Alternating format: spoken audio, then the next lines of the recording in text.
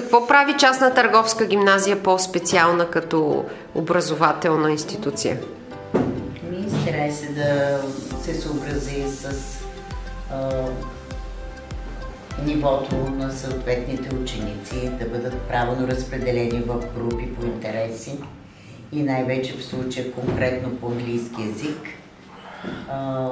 Води се общо образователна програма, като се съчетава спецификата в обучението с специализирани текстове по интереси на учениците, които ще им бъдат необходими и за бъдещата им работа, като специалисти, когато завършат.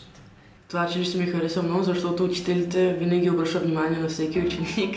Узки, конечно. Алекс. Давай. Кося. Полни. Тук много повече внимание се обръща на интересите на учениците и на това с какво искат да се занимават в бъдеще. И просто учителите наистина ни обръщат много голямо внимание, стараят се с истинска грижа да ни преподадат предметите, наистина да ни научат. По-малко хора, повече дисциплина. Като има по-малко ученици, може да научат от учителите повече и самите си да се образуват повече, защото докато в държавните училища, където има много ученици, всеки прави каквото си иска и няма кога учителите да го научат.